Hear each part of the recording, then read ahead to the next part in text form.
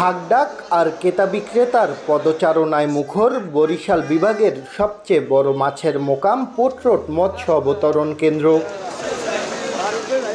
গত ২ নভেম্বর ২২ দিনের নিষেধাজ্ঞা শেষ হলেও বাজারে নেই ইলিশ ও সাগরের মাছ, যাও আছে দাম চড়া। দেখা নেই ইলিশেরও, তাই বাজার ছয়লাভ চাষের রুই পাঙ্গাসে। তবে সপ্তাহের ব্যবধানে চাষের মাছেও কেজি প্রতি দাম বেড়েছে ২০ থেকে ৫০ টাকা।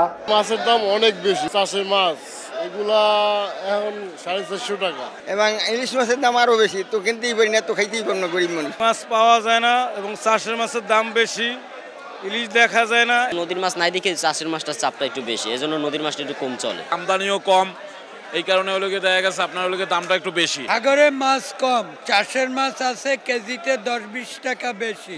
ব্যবসায়ীরা বলছেন শীত শুরু হওয়ায় নদী ও সাগরে কাঙ্ক্ষিত মাছের দেখা মিলছে না।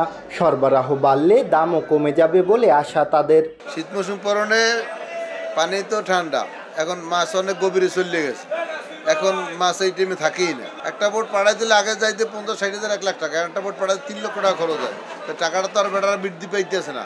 এখন এই টাইমে আমরা মনে হয় ডেলি ১০-১৫ ইলিশ মাছ মারতে পারতেছি না। পোর্ট রোড মৎস্য অবতরণ কেন্দ্রে ১৭০টি আড়তে আগে প্রতিদিন কোটি টাকার মাছ বেচা বিক্রি হলেও বর্তমানে ৩০ থেকে ৪০ লাখ টাকার মাছ বেচা কেনা হয়। শাকিল মাহমুদ, সময় সংবাদ, বরিশাল।